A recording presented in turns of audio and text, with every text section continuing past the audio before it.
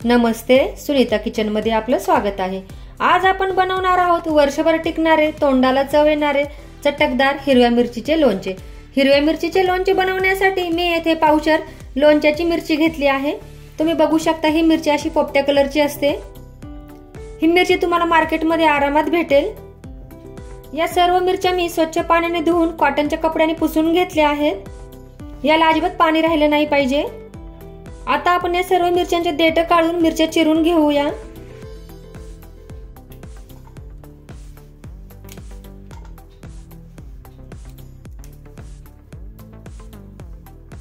मिरचीचे देठ काढून घेतल्यामुळे लोणचे वर्षभर टिकते, अजिबात खराब होत नाही आणि त्याला बुरशी येत नाही। त्याच्यामुळे मिरचीचे देठ काढून घ्या।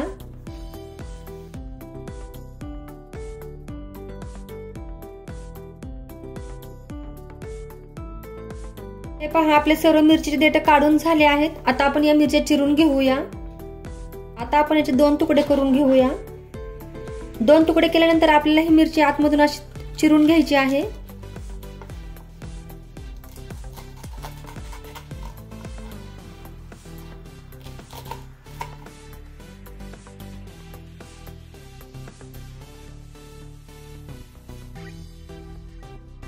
अशा प्रकारे आपले सर्व मिरच्या चिरून झाल्या आहेत। आपण आता मिरचीच्या लोणच्यासाठी लागणारा मसाला पाहूया। मिरचीच्या लोणच्याचा मसाला बनवण्यासाठी मी येथे 50 ग्रॅम धने घेतले आहेत, 50 ग्रॅम मोहरीची डाळ घेतली आहे, 2 टीस्पून मेथीदाणे घेतले आहेत, 2 टेबलस्पून हळद घेतली आहे, 50 ग्रॅम आपल्याला मीठ लागणार आहे, 2 मी येथे लिंब घेतले आहेत। या लिंबाचा रस काढून आपल्याला लोणच्यामध्ये टाकायचा आहे। अर्धा कप मी येथे तेल घेतले आहे। फोडणीसाठी थोडे हिंग घेतले आहे। सगळ्यात अगोदर आपण धने भाजून घेऊया। धने भाजण्यासाठी मी गॅसवर कढई ठेवली आहे। गॅस चालू करून घेऊया।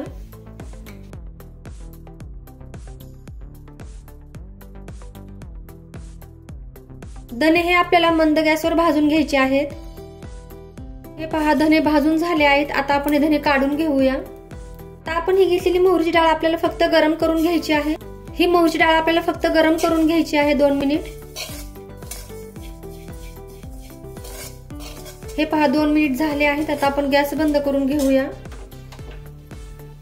तुमच्याकडे मोहरीची डाळ नसेल तर तुम्ही मोहरी भाजून मिक्सर मधून बारीक केली तरी चालेल।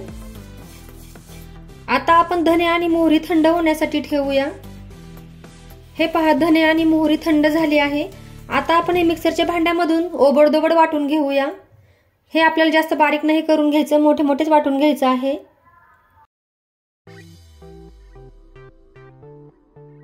हे पहा, तुम्ही बघू शकता, हे आपल्याला असे मोठे मोठे वाटून घ्यायचे आहे। हे खूप आपल्याला बारीक नाही वाटून घ्यायचं। आता आपण हा मसाला एका ताटामध्ये काढून घेऊया। हे पहा, मसाला एका ताटामध्ये काढून झाला आहे।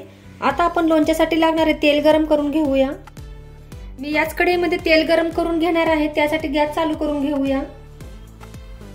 कढईमध्ये अर्धा कप तेल टाकून घेऊया। तेल आपल्याला पूर्ण गरम करून घ्यायचं आहे। हे पहा, तेल गरम झाले आहे। याच्यामध्ये हिंग टाकून घेऊया।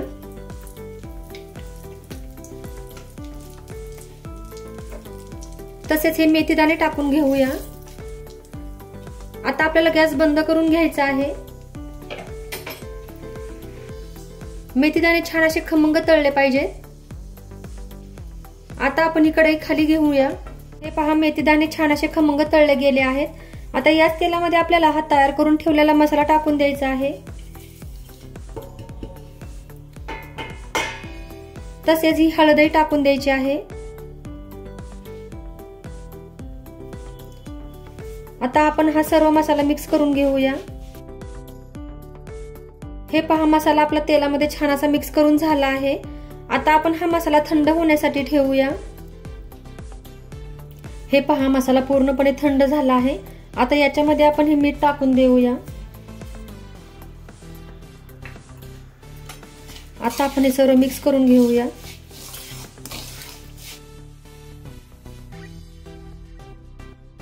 हे पहा, सर्व मसाला मिक्स करून झाला आहे। आता हा मसाला आपण मिरचीमध्ये भरून घेऊया।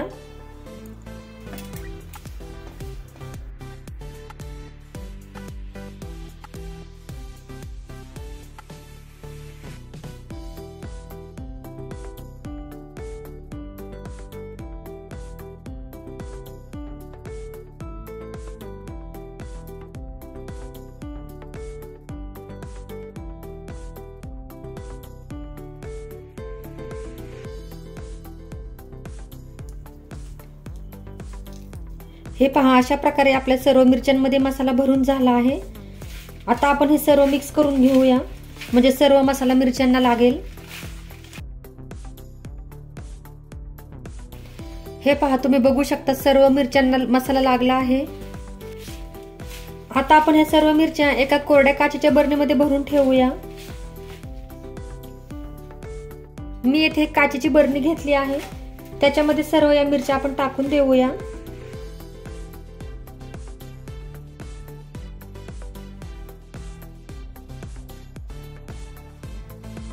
पहा, सर्व मिरच्या काचेच्या बरणीमध्ये टाकून झाल्या आहेत। काचेची बरणी ही पूर्ण स्वच्छ धुवून सुकवूनच घ्या।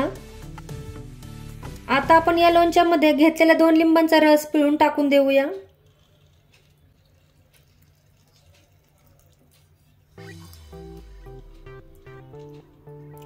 लिंबाचा रस टाकल्यामुळे लोणच्याला खूप छान टेस्ट येते, तुम्ही नक्की एकदा ट्राय करा।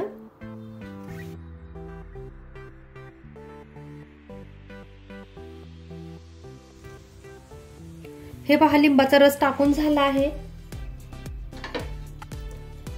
आता आपण हे सर्व लोणचं हलवून घेऊया।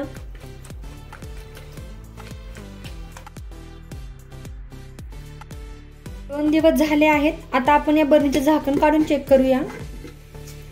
हे पहा, तुम्ही बघू शकता मिरच्या पूर्णपणे खाली बसल्या आहेत, छान असे लोणचे मुरले गेले आहे। आता आपण हे एका पळीने हलवून घेऊया। मिरचीचा कलरही चेंज झाला आहे।